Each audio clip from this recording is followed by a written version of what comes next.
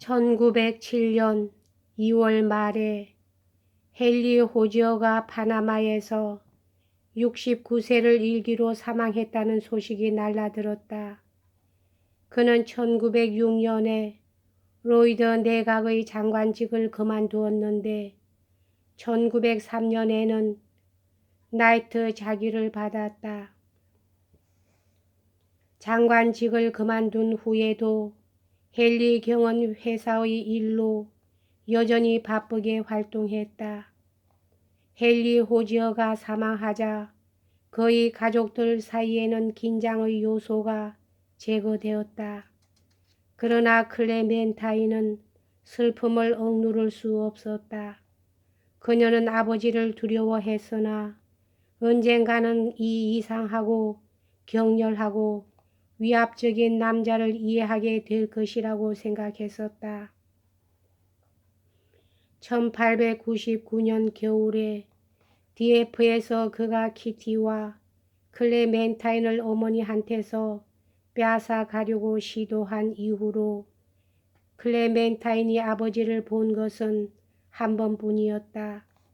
키티가 죽은 후 가족은 거주지를 잉글랜드로 옮겼다. 1908년 3월 어느 날 클레멘타인은 불어 개인 교수를 마치고 지친 몸으로 집에 돌아왔다. 집에 와보니 세인트 헬리오 부인으로부터 그날 저녁 식사에 클레멘타인을 초대한다는 전갈이 기다리고 있었다. 클레멘타인은 가고 싶지 않았다. 적당한 옷도 없고 깨끗한 장갑도 없었기 때문이다. 그러나 클레멘타인의 어머니는 이 저녁 식사 파티에는 꼭 참석해야 한다고 말했다. 그래서 클레멘타인은 옷을 갈아입으려고 2층으로 올라갔다. 헬리오 부인의 저녁 식사 초대 손님 중에는 처칠도 끼어 있었다. 그러나 처칠은 이 파티가 지루하고 재미없는 파티일 것이라고 생각하고 개인 비서인 에디 마시에게 파티에 갈 생각이 없다고 말했다.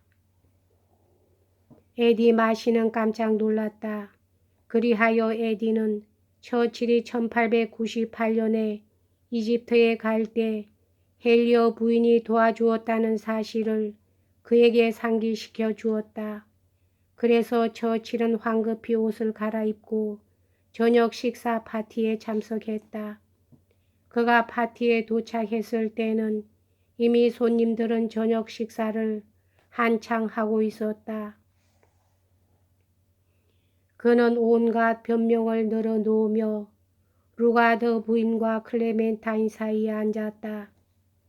4년 전 크루하우스에서 있었던 무도회에서 클레멘타인과 윈스턴은 서로 처음으로 만난 적이 있었는데 그것은 별로 성공적인 만남이 되지 못했었다.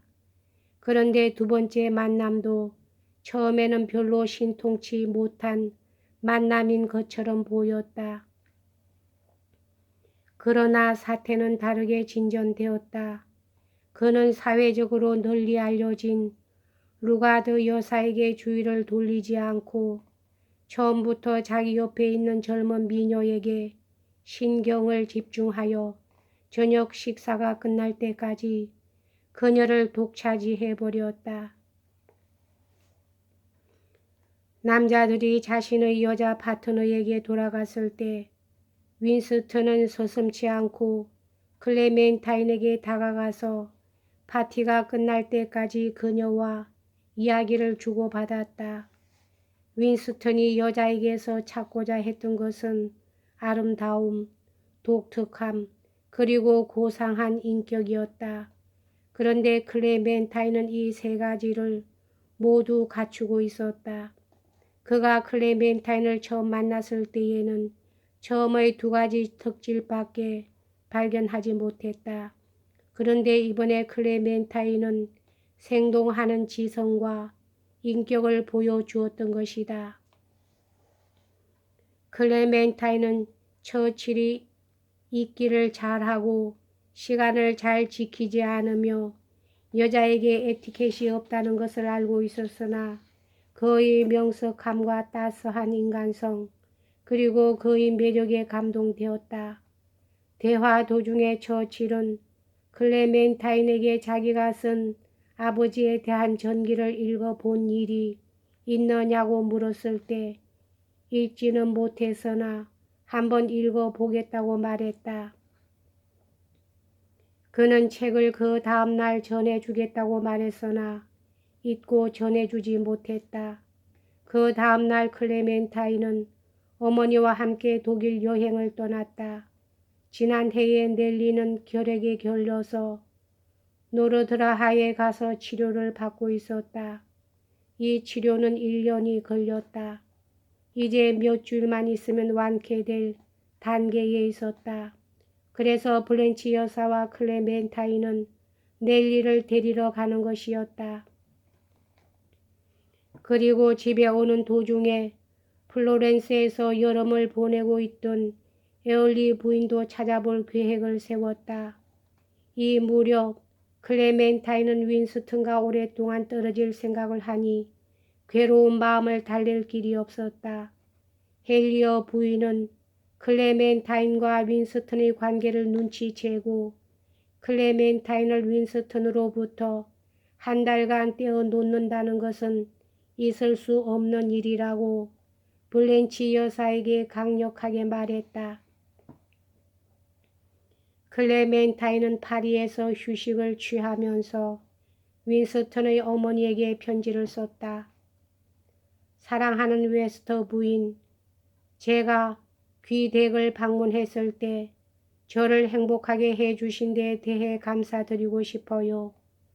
여사님께서는 처칠 씨에 대한 기쁨과 승리감으로 꽉 차 있으리라 믿습니다만 여사께서는 저에게 너무나 잘 해주셨어요. 그리고 저는 처칠 씨의 매력과 재기발랄함을 잘 알고 있어요. 어서 여사님과 같이 있게 되기를 바랄 뿐이에요. 클레멘타인 호지어로부터. 3일 후에 윈스턴은 장문의 답장을 보내왔다. 정치투쟁에서 막 돌아온지라 그의 편지는 맨체스터에서의 선거운동에 관해서 상당하게 기록하고 있었다. 그 편지는 자신감에 넘쳐 있었다. 그는 편지에서 도로디 하워드 여사에 대해서 많이 언급했다. 도로디 하워드 여사는 클레멘타인의 사촌으로서 아름답고 재능이 풍부했으며 정치에 관심이 많은 여자였다. 클레멘타인은 착잡한 감정으로 편지를 읽었다. 윈스턴은 도로디 하워드의 선거운동과 재능에 대해서 언급했으나 클레멘타인은 걱정할 필요가 없었다. 왜냐하면 클레멘타인은 처칠이 도로디 하워드처럼 진지한 여자는 좋아하지 않는다는 것을 알고 있었기 때문이다. 처칠은 클레멘타인과 만났던 것에 대해서도 언급했다. 제가 그렇게도 지성적이고 고상한 감정을 가진 여자를 만나게 된 것은 참으로 즐거운 일이었습니다. 또다시 만나 서로를 더 잘 알고 더 좋아하게 되기를 바랍니다. 그동안 여기서 일어나는 일에 대해서 가끔 알려드리겠습니다. 이에 대해 클레멘타인은 다음과 같이 답장을 썼다. 어제 당신의 편지를 받았어요. 도로디 하워드가 부럽군요. 다른 사람에게 영향력을 줄 수 있는 힘을 갖는다는 것은 틀림없이 즐거운 일일 거예요. 하루만 더 있으면 선거 결과에 대해서 알게 되겠죠. 저도 마치 후보자처럼 흥분을 느끼는 것 같아요. 그러나 처칠은 맨체스터 선거구에서 429표 차이로 보수당 후보인 존슨 힉스에게 패배했다. 보수당은 처칠의 패배에 대해서 쾌재를 올렸다. 여기까지 하겠습니다.